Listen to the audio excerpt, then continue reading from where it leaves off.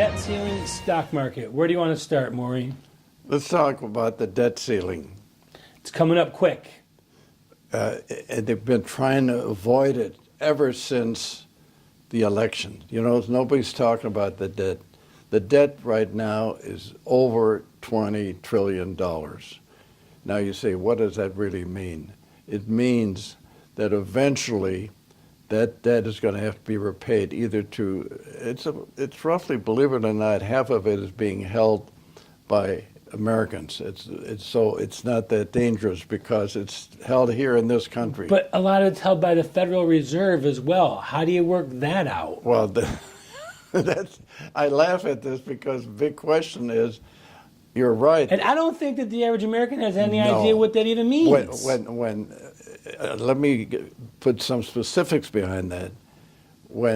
First of all, tell the audience what the Federal Reserve is, because it's no more the federal government than Federal Express is. The Federal Reserve is an independent organization. It's like a bunch of banks. In order to put some control the money.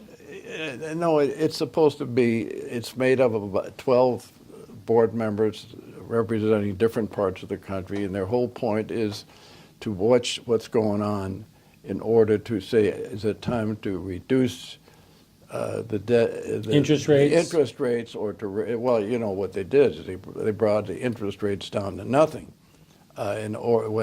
during this financial recession, which started in 2008 and ended in actually never really did end, did it? It really never really did. It's starting to end, I think. It got out of real hand about 2000, after 4 years. You know, we were in real trouble at that point. Okay, so the debt that's held by the Federal Reserve, how do we get around that? Well, you don't get around it because right now the head of the Federal Reserve said we have to do something because we went from $1 trillion, which they had as a normal reserve over the years, to now over $4 trillion. So there are $3 trillion at the Federal Reserve, and that debt was caused by the fact that they went out and bought these worthless derivatives, these mortgage-backed derivatives, which was basically a bunch of mortgages that weren't worth a lot, packaged them together, and they were worth even less. They were worth nothing because the fact is they wanted to sell houses. And they sold them to investors that thought they were going to get huge returns, when in fact they got nothing.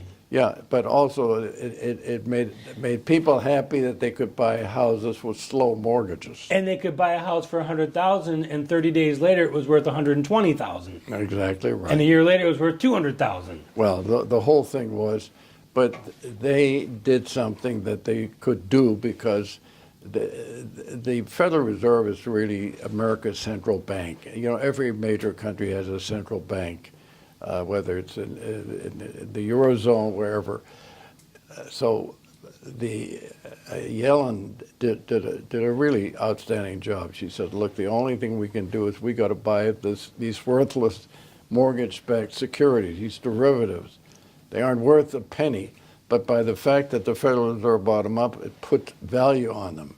So they got the benefit. And it took the squeeze off of the average Joe. It took the squeeze out of the average Joe, the American worker. It kept us from going really bankrupt. I mean, we were on the verge of a real big disaster in this country. But shouldn't we go bankrupt anyway? I mean, what are we going to do with this money? Wait a second.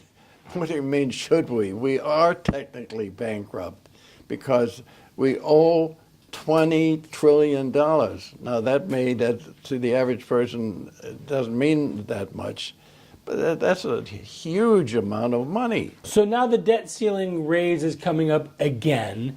Trump vowed to get in there, balance the budget, cut down, just like every other president talks about. But we're going to end up raising the debt ceiling again, and we're just going to kick the can down the road again, are we not? Oh, absolutely. I think this is coming up very quickly. In the next few weeks or whatever. It has to. They've been postponing it because of the fact, what I have noticed since Trump was in office, he did the right thing. First, let's get the health care, which I thought was wrong because Stupid idea. that was the dumbest thing you could ever do. Should have, you see, one of the treacherous, I'm going to use the word treacherous things that Obama did. I'm not saying he did it deliberately, did it out of stupidity or whatever.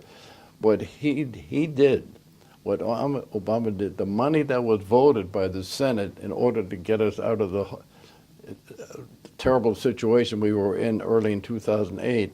The $1 trillion stimulus. Yes, but the $1 trillion stimulus was $875 billion, but in real money it would have been over $1 trillion. Okay, you know what that money was really for? The same thing that happened when Roosevelt got Roads, in. bridges, airplanes, airfields. You know, by the way, do you happen to know the last time we brought our terrible infrastructure up to snuff or even partially to snuff? I can tell you it's been a while because if you drive down Interstate 10, you've got grass growing through the middle of it. It was in the middle 50s. And you know why? And that was during the Eisenhower years, which have turned out to be very good in retrospect. But you know why he did it? Because we were on the verge of a war with Russia. You know, as long as Russia was the Soviet Union, there were two superpowers. There were the Soviet Union, which was Russia, and their satellites, and their Islamic republics. There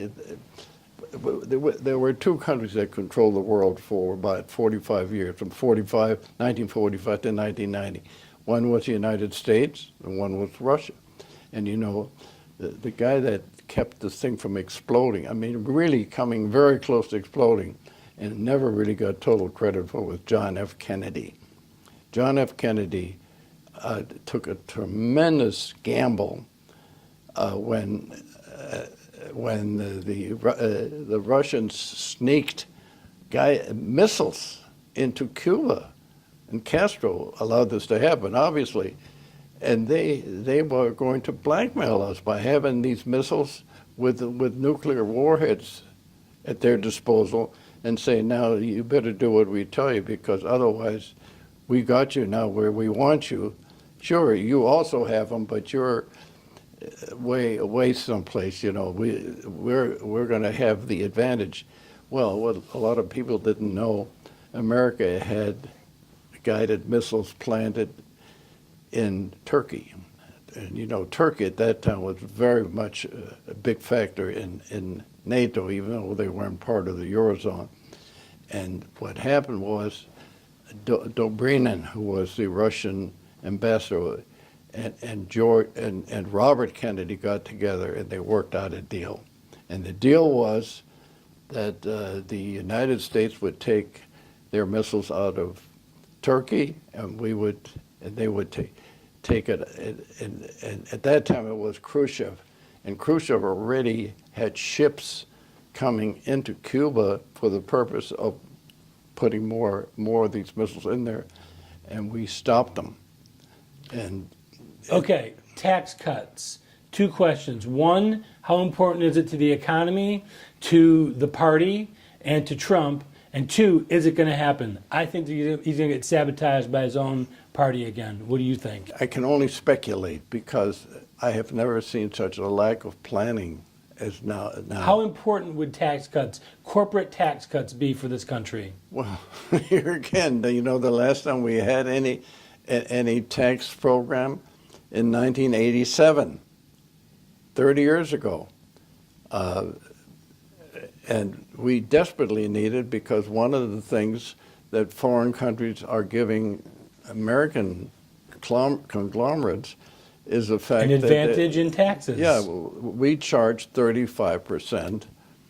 And of course, Trump is talking about 15%, which is ridiculous. It'll never happen. But even if we get it down to 20, 25, it makes it desirable for the companies that are producing to especially if we're consuming it in this country, it would be an advantage to manufacture it in this country if you could make the same profits in this country. Isn't that the way it works out? Yeah, but you see, what the big companies are depending on is the fact that they're getting goods from overseas, That's one of the reasons, by the way, they did go overseas. They said, why should we pay 35% when we can go to Ireland and pay 8%?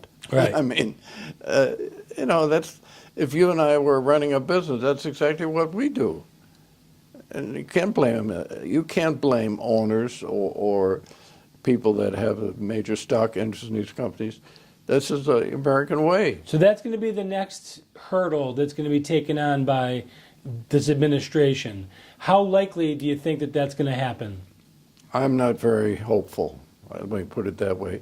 If you think the healthcare thing was difficult, this would be there'd be. But this is something that pretty much both sides could agree on. Not- The healthcare, you're never going to agree on. No, I disagree with you. They can't because again, you got special interest groups. I know the one thing in talking to independent business people, I say, what gives you the motivation to be in business? They said one of the things as we grow our business. I have one of my clients in my industry. The guy is running a business that's generating $500 million a year. He says, if I died tomorrow, the death taxes would be so bad that we'd be bankrupt. And the death taxes means that whatever a business is judged as being worth, as long as the taxes eat you It up doesn't a lot. even sound right, does it? The death tax. Well, no, it doesn't, but it means if you own a business, you do own a business, And you wanted to hand it off to your sons and daughters or whatever. you got a certain advantage there, but by and large, it's so skewed toward the government Yeah. that it's not worth holding on to the business.